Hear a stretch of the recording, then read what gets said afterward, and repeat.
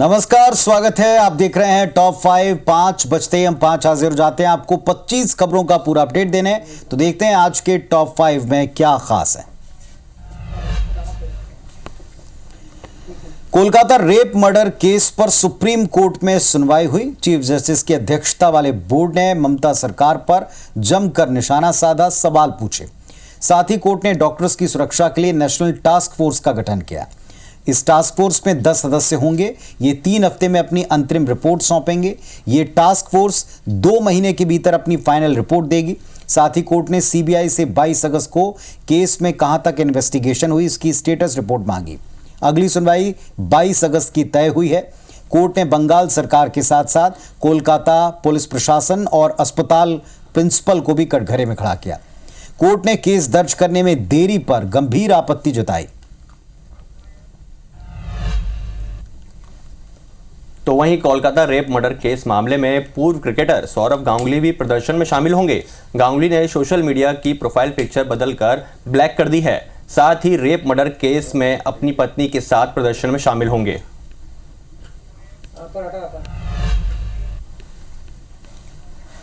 मध्य प्रदेश में कोलकाता की घटना को लेकर अब भी विरोध जारी है। हाईकोर्ट के निर्देश के बाद जूनियर डॉक्टर ने हड़ताल वापस ले ली, लेकिन अब रेजिडेंट डॉक्टरों का विरोध शुरू हो गया है। राजधानी भोपाल के हमीदिया अस्पताल के रेजिडेंट डॉक्टरों ने घटना का विरोध किया। इधर छतरपुर में लव जिहाद का मामला सामने आया है। मुस्लिम युवक ने हिंदू बनकर युवती को फंसाया और बस कंडक्टर युवक पर युवती को भगाने का आरोप लगा है।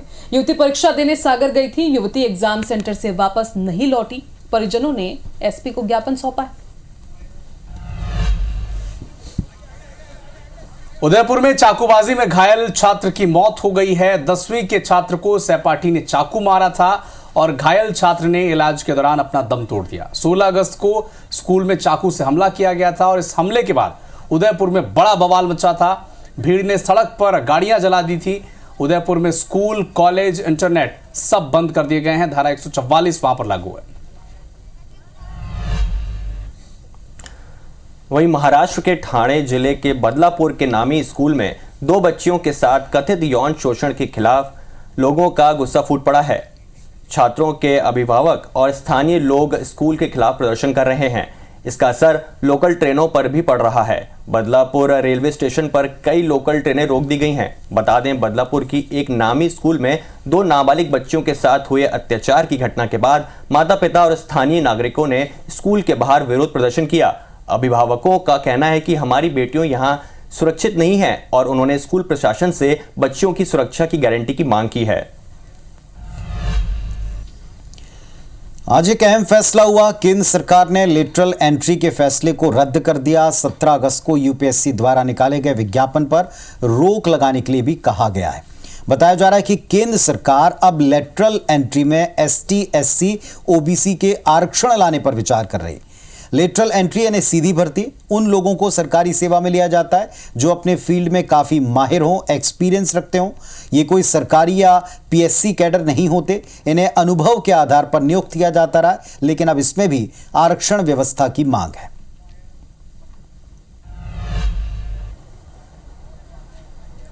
वहीं सिक्किम के सिंगताम जिले में लैंडस्लाइड की खबर है। ये लैंडस्लाइड दीपूदारा स्थित बलुआतारा क्षेत्र में हुआ है। लैंडस्लाइड उस समय हुआ जहां एनएचपीसी के स्टेज 5 का पावर प्रोजेक्ट है। इस लैंडस्लाइड से 510 मेगावाट के एनएचपीसी के पावर स्टेशन को भारी नुकसान पहुंचा है।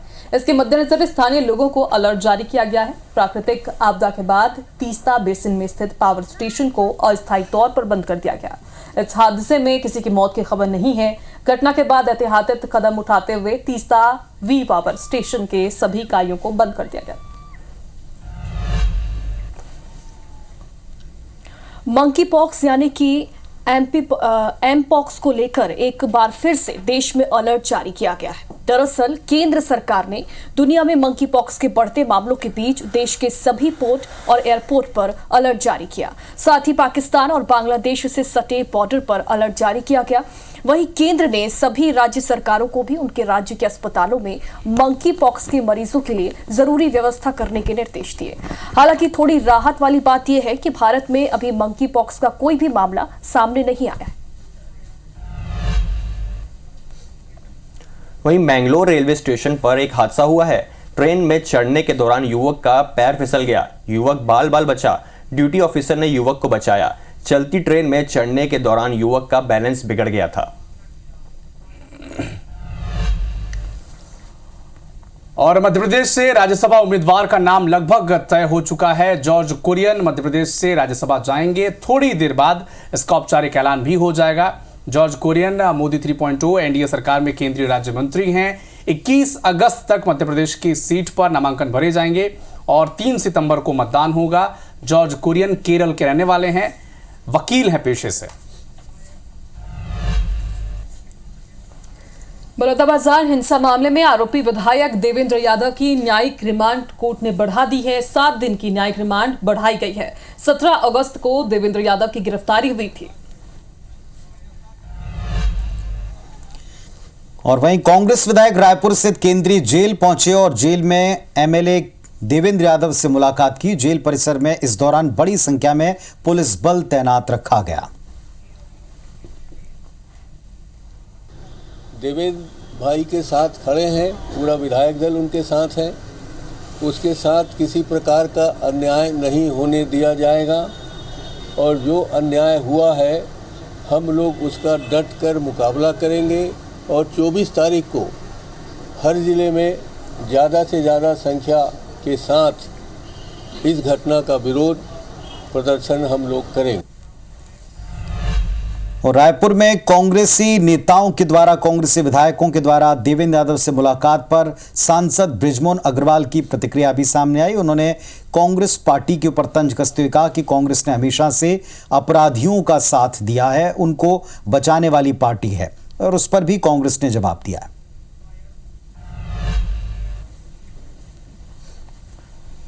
क्या पुलिस अपनी कार्रवाई करेगी, कानून अपनी कार्रवाई करेगा और अपराधियों को बचाने की कोशिश करना यह कांग्रेस की शुरू से मानसिकता रही है। मोहन सरकार ने बड़ा फैसला लिया है। मध्य प्रदेश में अब ऑनलाइन समन जारी होगा। इलेक्ट्रॉनिक माध्यम से सभी तरह के समन भेजे जाएंगे। व्हाट्सएप, ईमेल, टेक्स्ट मैसेज पर वारंट अब मान्य होगा। अब सीधे कोर्ट से समन वारंट जारी किए जाएंगे। ऑनलाइन वारंट समन मान्य करने वाला मध्य प्रदेश पहला राज्य बनेगा। गृह विभाग ने गजट नोटिफिकेशन भी जारी कर दिया है। मध्य प्रदेश सरकार ने निर्णय लिया कि अपने सभी प्रकार के सम्मान शामिल कराने के लिए इलेक्ट्रॉनिक तरीके का तकनीक का उपयोग किया जाना चाहिए। ये देश में पहला प्रयोग है जिसमें हमारी न्यायालयिक प्रणाली में तकनीक का उपयोग लेते हुए सम्मान तामील कराने के लिए, नोटिस तामील कराने के लिए ई तकनीक का सहारा लिया जाएगा, जिसके कारण से त्वरित गति से इन सारी व्यवस्थाओं का पालन किया जा सके। मेरी अपनी ओर से टेक्नोलॉजी के इस नए प्रयोग के लिए विभाग को बधाई। मध्य प्रदेश में ओबीसी आरक्षण पर अब सुप्रीम कोर्ट फैसला लेगा। एमपी में 27% ओबीसी आरक्षण का ये पूरा मामला है। सुप्रीम कोर्ट में राज्य सरकार की ट्रांसफर पिटीशन पर सुनवाई हुई। सुप्रीम कोर्ट ने ओबीसी आरक्षण से जुड़ी 85 याचिकाएं हाई कोर्ट से सुप्रीम कोर्ट ट्रांसफर करने के आदेश दिए। याचिकाएं ट्रांसफर होने पर सुप्रीम कोर्ट सुनवाई के बाद आरक्षण पर फैसला लेने वाला है। मध्य प्रदेश में 27% ओबीसी आरक्षण पर साल 2019 से हाई कोर्ट की रोक है। मध्य प्रदेश कांग्रेस के अध्यक्ष जीतू पटवारी ने कैबिनेट मंत्री कैलाश विजयवर्गीय के बयान पर पलटवार किया है। मीडिया से चर्चा के दौरान उन्होंने कहा कि बीजेपी का देश में 10 साल और प्रदेश में 25 साल से शासन है। अगर ये स्थिति निर्मित हो रही है तो इसकी दोषी पूरी तरह से बीजेपी है और बीजेपी की पूरी सरकार निकम्मी है। इसलिए देश में ऐसे हालत है और कैलाश विजयवर्गीय को प्रधानमंत्री से शिकायत करनी चाहिए कि ऐसे हालात क्यों बन रहे हैं।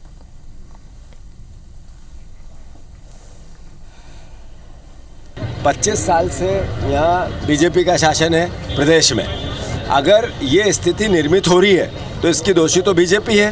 कैलाश विजयवर्गीय की जो आशंका है वो सिर्फ डराने और धमकाने की है और ये हर कांग्रेसी देश की एकता और अखंडता के लिए अपनी शहादत देनी पड़े, अपने खून का आखिरी कतरा बहाना पड़े तो तैयार रहेगा। भारतीय जनता पार्टी के विचार और कैलाश विजयवर्गीय के विचार से लड़ता रहेगा। छत्तीसगढ़ में श्री राम की मूर्ति को लेकर एक बार फिर से सियासी संग्राम छिड़ चुका है। भगवान श्री राम के ननिहाल यानी चंदखुरी में श्री राम की नई मूर्ति अब लगाई जा रही है। इस बार नई मूर्ति ग्वालियर में बन रही है। सैंडस्टोन से 51 फीट ऊंची राम मूर्ति बननी शुरू भी हो चुकी है। आपको ये भी याद दिला दें कि कांग्रेस सरकार ने चंदखुरी का विकास किया था। इस दौरान श्री राम की एक विशाल मूर्ति वहां पर लगाई गई थी और इस मूर्ति को लेकर तब भी सवाल उठे थे।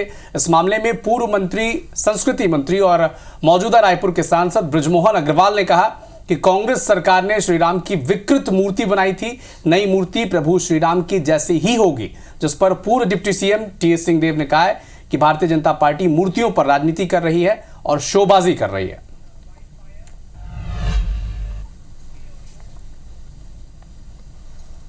जो मूर्ति विकृत वहाँ पर बनाई गई है उसको बदला जाएगा और दोषी लोगों के खिलाफ में कार्रवाई की जाएगी। तो उसी के तहत ये कार्रवाई हो रही है। अब प्रभु राम की जो प्रतिमा है वो प्रभु राम जैसी होगी। पहले तो उन्होंने मालूम नहीं किसकी प्रतिमा बनाई थी।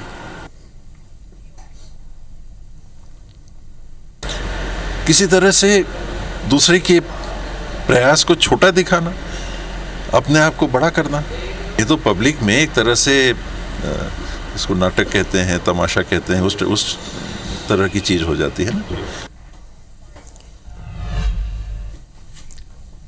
तो मूर्ति पर, श्री राम की मूर्ति पर संग्राम छिड़ा है। इस पर रात 8 बजे छत्तीसगढ़ की बात देखिए। फिलहाल केंद्रीय गृह मंत्री का दौरा छत्तीसगढ़ का फिक्स हो चुका है। 23 अगस्त को 3 दिनों के लिए छत्तीसगढ़ आएंगे। रायपुर में नक्सल मुद्दे पर एक बड़ी मीटिंग है। इसमें नक्सल प्रभावित 7 राज्यों के मुख्य सचिव शामिल होंगे। डीजीपी गृह विभाग के अफसर होंगे। सुरक्षा बल के वरिष्ठ अधिकारी होंगे। अमित शाह अपने दौरे के दरमियान सहकारिता विभाग की एक मीटिंग भी छत्तीसगढ़ में लेने वाले। इंदौर विधानसभा 2 के विधायक रमेश मेंदोला के पिता चिंतामणि मेंदोला के निधन पर सीएम डॉक्टर मोहन यादव और कैबिनेट मंत्री कैलाश विजयवर्गीय ने श्रद्धांजलि अर्पित की।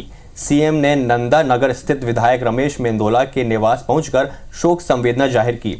सीएम ने कहा कि रमेश मेंदोला से उनका पारिवारिक संबंध रहे हैं।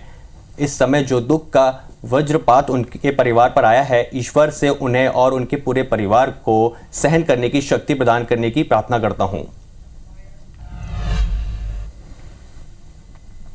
दिल्ली मंडल में काम के चलते 12 से ज्यादा ट्रेनें प्रभावित हुई। छत्तीसगढ़ से गुजरने वाली दर्जनों ट्रेनें डाइवर्ट और रद्द की गई। पलवल और न्यू प्रतला जंक्शन यार्ड को जोड़ने का काम किया जाएगा। 29 अगस्त से 17 सितंबर तक दर्जनों ट्रेनें डाइवर्ट की गई हैं। फिरोजपुर सिवनी एक्सप्रेस अप और डाउन रद्द कर दी गई है। कोरबा अमृतसर उत्कल एक्सप्रेस भी डाइवर्ट कर दी गई। वहीं अमृतसर विशाखापट्टनम एक्सप्रेस को भी डाइवर्ट किया गया है। दर्जनों ट्रेनें नियंत्रित और देरी से रवाना की जाएंगी। अब सड़क हादसे की खबर है। छतरपुर में हुए सड़क हादसे में 7 लोगों की मौत हो गई है। 5 लोग घायल हैं। सभी लोग स्टेशन से ऑटो लेकर बागेश्वर धाम जा रहे थे। इसी दौरान यह हादसा हुआ। ड्राइवर को झपकी आ गई और ऑटो ट्रक में जा घुसे। मरने वालों में 1.5 साल की बच्चे भी शामिल हैं। घायलों को जिला अस्पताल छतरपुर में भर्ती किया गया है। हादसा नेशनल हाईवे 39 पर आज सुबह 5 बजे हुआ। सर, हम लोग जा रहे थे मोहगा से बालाजी। तो सुबह में वो ऑटो वाला आया। ऑटो पे बैठ जा रहे थे, तो ऑटो वाला ही गाड़ी में टक्कर लगा दिया। कितने लोग थे उस समय टैक्सी में? अरे जैसे 10 12-13 आदमी। बच्चे वगैरह भी साथ में थे क्या? हाँ। और अब विदिशा से बड़ी खबर है। यहाँ पर नदी में नहाने के दौरान 3 बच्चे डूब गए। नदी में डूबने से 2 की मौत हो गई और 1 बच्चा लापता है। रेस्क्यू टीम मौके पर पहुंची हुई है। प्रशासन की टीम मौके पर मौजूद है। ग्राम महोली का ये पूरा मामला बताया जा रहा है, जहां पर 3 बच्चे नदी में नहाने गए हुए थे। और विदिशा से ये बड़ी खबर आप तक पहुंचा रहे हैं। नदी में डूबने से 2 बच्चों की मौत हो गई है, वहीं 1 लापता बताया जा रहा है। रेस्क्यू टीम मौके पर पहुंची हुई है। यहाँ पर रेस्क्यू अभियान लगातार जारी है। बच्चे को ढूंढने की कोशिश यहाँ पर की जा रही है। प्रशासन की टीम भी इस दौरान मौके पर पहुंची हुई है। पूरे मामले में जांच पड़ताल की जा रही है। ग्राम महोली का ये पूरा मामला बताया जा रहा है, जहां पर 3 बच्चे नहाने गए हुए थे नदी में और इसी दौरान 2 बच्चों की डूबने से मौत हो गई। वहीं 1 बच्चा लापता हो गया है, जिसका रेस्क्यू किया जा रहा है। उसकी तलाश यहां पर की जा रही है।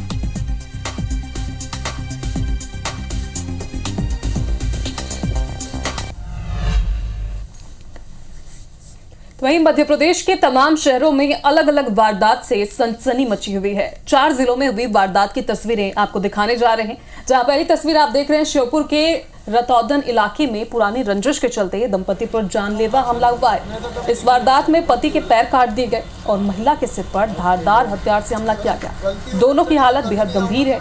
वहीं मुरैना में फायरिंग की 2 अलग अलग वारदातें भी सामने आई। स्टेशन थाना इलाके में होटल में सेल्समैन को बाइक सवार 2 बदमाशों ने गोली मार दी। सेल्समैन की हालत गंभीर है, इलाज जारी है। वहीं मुरैना की दूसरी वारदात में गणेशपुरा इलाके में बदमाशों ने फायरिंग की वारदात को अंजाम दिया है। घटना में एक युवक गंभीर रूप से घायल हो गया है, जिसे इलाज के लिए ग्वालियर रेफर किया गया है। इधर ग्वालियर में इंदौर की महिला डॉक्टर के साथ चलती बस में मारपीट की गई। महिला ने झांसी रोड थाने पर एफआईआर दर्ज कराई है। बस में मौजूद दूसरी महिलाओं पर मारपीट का आरोप है। वहीं इंदौर के भंवरकुआ थाना इलाके में युवक से मारपीट के मामले में आरोपी का जुलूस निकाला गया। आरोपी ने युवक से मारपीट के बाद जूते के लेस बंधवाए थे।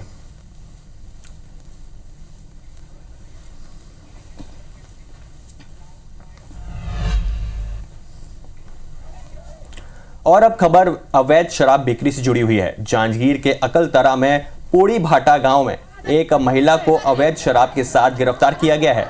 इसके घर से 4 बोरी अवैध शराब जब्त की गई। इस महिला से इलाके के लोग परेशान थे। अवैध शराब बिक्री पर लोगों का आक्रोश फूट पड़ा, जिसके बाद इसके घर का घेराव भी लोगों ने किया था। इसकी करतूत की पुलिस को जानकारी दी, जिसके बाद इसकी गिरफ्तारी हुई है। इसी इलाके से एक दूसरी महिला को भी पुलिस ने गिरफ्तार किया है। जानकारी के मुताबिक मुख्य आरोपी महिला का पति भी आबकारी एक्ट के तहत जेल में है और आरोपी महिला कुछ दिन पहले जेल से छूट कर आई थी।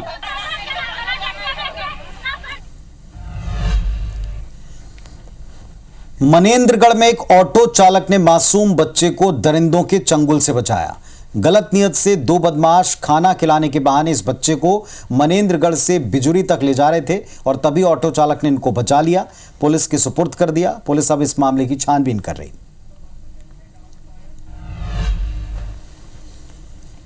और इंदौर से एक बड़ा अपडेट दे दें। IBC 24 की खबर का असर हुआ। थाने के सामने जो लोग केक काट के जश्न मना रहे थे, एक तरह से पुलिस को चैलेंज भी कर रहे थे, अब उन पर एक्शन हुआ। IBC 24 ने इस तस्वीर को दिखाया था। अब ये तस्वीर भी देखिए, वही लोग पकड़े गए, कान पकड़कर उठक बैठक लगा रहे हैं और अपनी गलती की माफी मांग रहे हैं। रौब दिखाने के लिए पुलिस थाने के सामने केक काटा था, वीडियो बनाकर सोशल मीडिया पर वायरल किया था। अब जरा ये तस्वीर भी देखिए, सुनिए भी।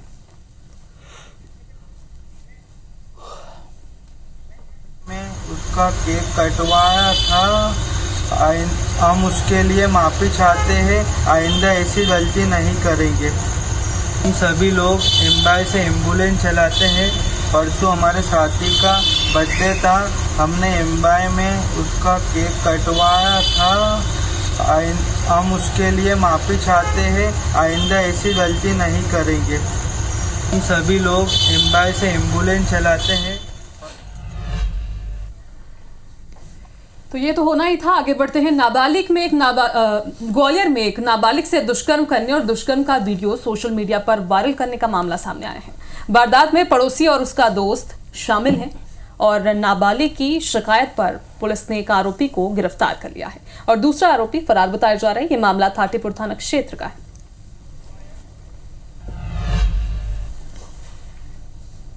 और इधर इंदौर के स्कीम नंबर 140 स्थित सनशाइन बिल्डिंग के 5वें फ्लोर पर लिफ्ट में 8 लोग फंस गए।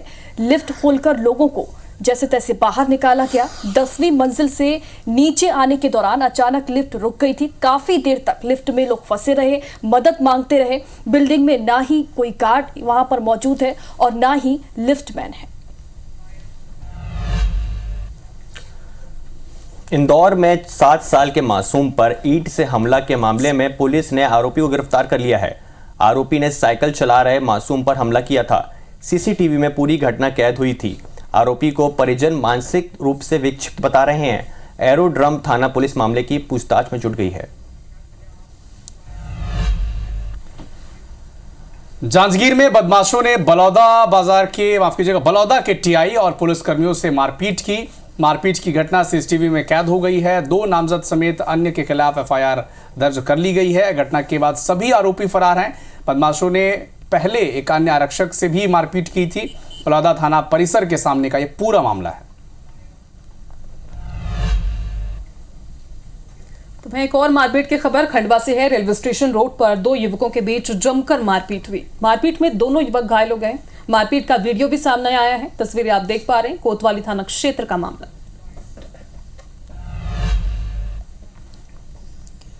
वहीं ग्वालियर में निगम की जन सुनवाई में जमकर हंगामा हुआ। मृतक अफरीदी खान के परिजन वहां पहुंच गए और जमकर हंगामा किया। दरअसल निगम के खुले चेंबर में गिरकर अफरीदी की जान गई थी।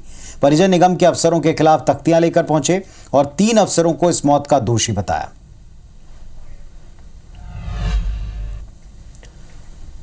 बलौदा बाजार में असामाजिक तत्वों ने मंदिर में तोड़फोड़ की।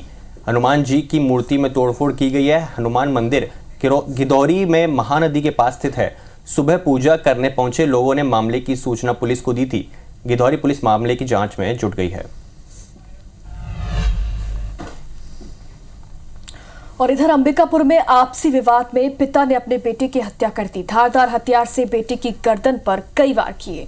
दरीमा थाना पुलिस आरोपी पिता की तलाश में अब जुट गई है। मौसम का अपडेट आप तक पहुंचा रहे हैं। मध्य प्रदेश में सावन महीने में लगातार बारिश के बाद अब बारिश और बाढ़ की स्थिति से राहत है, लेकिन जल्द ही एक बार फिर मध्य प्रदेश में तेज बारिश का दौर देखने को मिल सकता है। मौसम केंद्र के वैज्ञानिक वीरेंद्र सिंह यादव का कहना है कि एक ट्रफ लाइन बनी हुई है, लेकिन इसका असर फिलहाल राज्य में कम ही देखने को मिलेगा। वहीं बांग्लादेश के ऊपर बना लो प्रेशर एरिया भी बारिश कराने में सहायक नहीं हो पा रहा है। अब 23 अगस्त से एक और सिस्टम के बनने की संभावना है, जिसे पूर्वी और उत्तरी मध्य प्रदेश के जिलों में अच्छी खासी बारिश भी देखने को मिलेगी। वहीं मध्य प्रदेश में अपने कोटे के बारिश से ज्यादा बारिश अब तक हो चुकी है। तो फिलहाल टॉप 5 में इतना ही। बड़े विषयों पर डिबेट और हर खबर का अपडेट मिलेगा सिर्फ IBC 24 पर। फिलहाल हम पांचों को दीजिए इजाजत। नमस्कार।